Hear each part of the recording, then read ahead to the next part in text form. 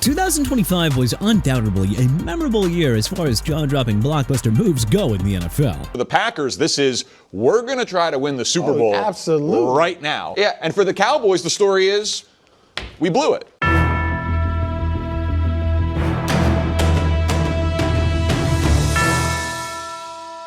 With the regular season quickly winding down, how about we bring back report card season and regrade the 10 biggest trades of the NFL in 2025. Packers make the ultimate all-in trade for Micah Parsons. The Dallas Cowboys All-Pro linebacker requested a trade after months of unproductive contract extension talks. Jerry Jones didn't waste much time putting an end to the saga, dealing Parsons to the Green Bay Packers in exchange for veteran defensive tackle Kenny Clark and a pair of first-round picks. Despite Parsons' trade request, it was still a bit of a stunner. Jones has always paid his best players top dollar, and Parsons might have been the most talented defensive player this franchise has ever had. After the trade, the Packers handed the four-time Pro Bowler a mammoth 4-year contract extension worth $188 million, making him the highest-paid non-quarterback in league history. So, how's the trade looked for both sides? Parsons is having a career year on the Packers and has elevated their defense to an elite level. We'd go as far as saying that their D hasn't looked this good since the 2010 squad that led the Pack to a Super Bowl 45 championship.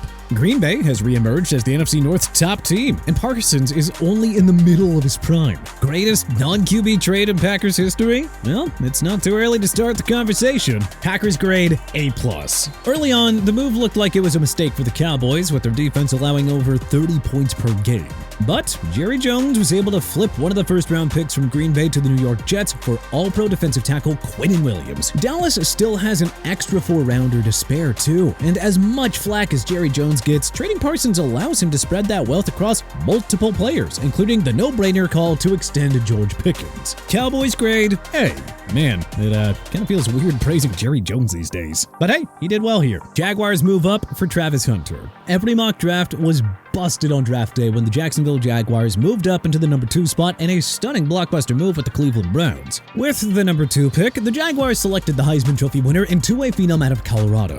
The Browns used the 5th selection on Michigan's Mason Graham, strengthening the front 7 led by Myles Garrett. We're gonna give the Jaguars an A- here. Hunter's rookie year was cut short by 7 games, but man, he was on pace to finish with over 700 receiving yards and performed well in coverage, allowing 0 touchdowns and a passer rating of 68.3. His arrival has changed the culture in Duval County under Liam Cohen, whose Jags are in a great spot to make a surprise return to the playoffs. The Browns get an A+ here because they've already gotten 2 big-time studs out of this. Graham ranks in the top 10 among defensive tackles for both run-stopping and pass rush win rate by ESPN's metrics, and Judkins is on pace to rush for over 1,000 yards as a rookie. Oh yeah, there's your long-term Nick Chubb replacement in the backfield. The Quinnen Williams trade deadline stunner. Before the deadline struck, the Cowboys and New York Jets agreed to another jaw-dropping blockbuster that nobody saw coming.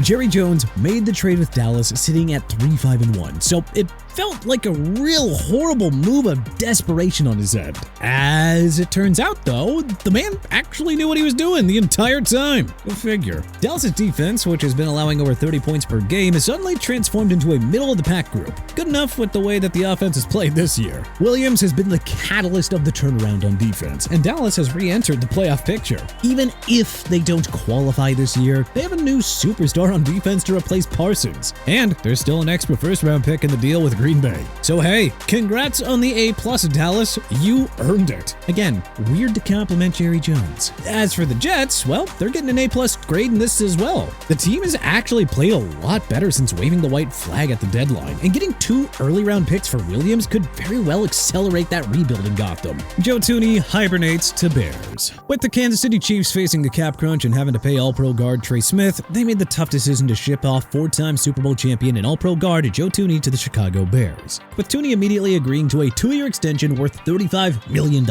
This is a very easy A+ for the Bears, who honestly have been the NFC's biggest surprise this year. Caleb Williams was sacked a league-high 68 times last year, but will finish with far less than half of that total this season. The O-line's turnaround starts with Thuney, who's at or near the very top in PFF and ESPN's run and pass blocking win rates among interior offensive linemen. Thuney might even finish in pass blocking at both sides. The Chiefs get a B on this one. Thuney was simply a capped him. They could not pay both him and Trey Smith. On top of that, Kingsley Suamataia has fared pretty well in Thuney's place. The O-line is not the main issue in Kansas City this year, even if they did make a small downgrade at guard. Falcons trade up for James Pierce Jr.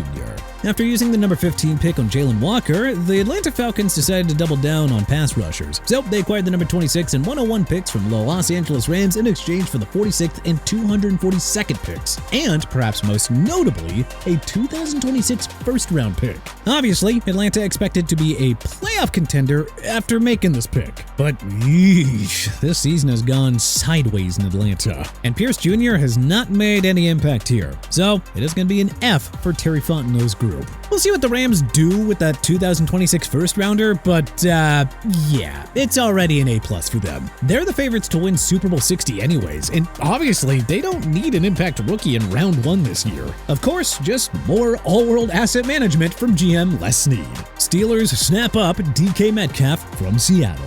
After missing the postseason for the second straight year, the Seahawks decided to shake up their offense. Aside from trading Geno Smith, they made the tough decision to trade their Pro Bowl wideout to the Steelers to build more around Jackson Smith-Njigba. Pittsburgh acquired Metcalf in exchange for a 2025 second-round pick, with the club swapping 6th and 7th-round selections as well. Yeah, we're gonna call this an A+ for the Seahawks, whose offense has reached another level with JSN emerging as the new #1 receiver and with Metcalf gone. Oh, and Seattle used the second-round pick from Pittsburgh to trade up for safety Nick Imanwari at number 35 overall. And what an addition he's been to their defense. Pittsburgh's gonna get a seat here. Metcalf is currently on pace to finish with the fewest receiving yards in a season and isn't playing like the former Pro Bowler that we saw in Pittsburgh. He's also the only Pittsburgh pass catcher who's doing anything, so I don't know. We suppose it could be worse, but a Metcalf-Aaron Rodgers tandem was supposed to produce much more than this. Giants trade up for Jackson Dart.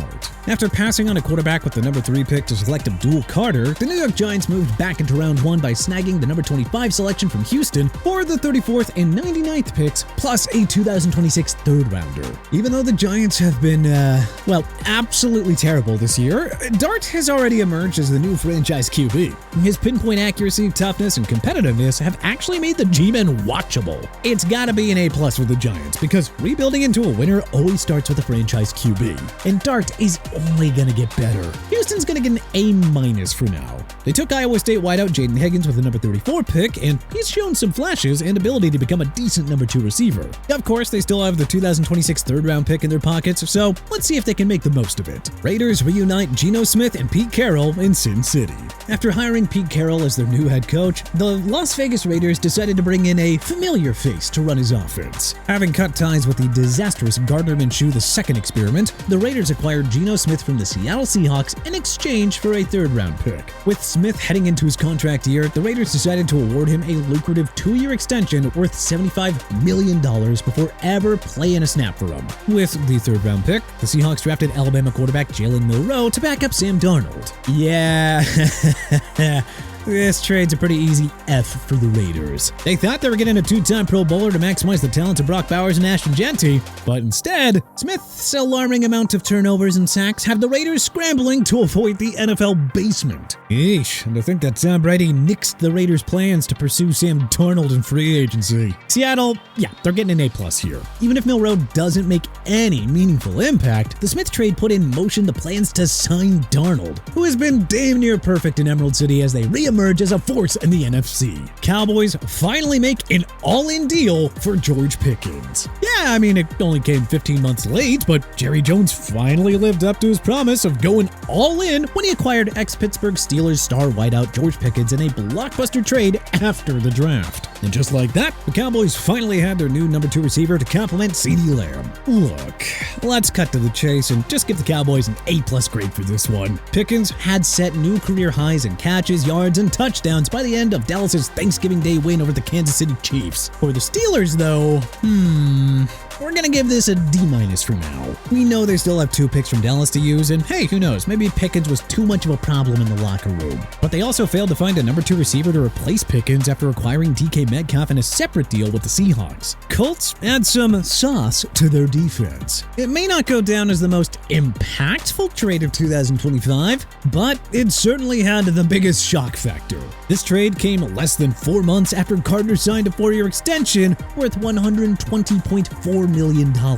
Oh yeah, we're giving giving the Jets an A+ right off the bat here. They were a horrible team with Gardner and Quinnen Williams and had to rebuild from scratch. Turning those two into 3 extra first-rounders and a pair of second-rounders is a very rare win for the Jets. Pure and simple. We'll see if the Colts can lock down a playoff spot, but we're going to give them an A+ for now. This was a very good trade, all things considered. Gardner is either the NFL's best corner or the second best after Patrick Surtain. Take your pick. But hey, how would you grade the biggest trades of the 2025 season?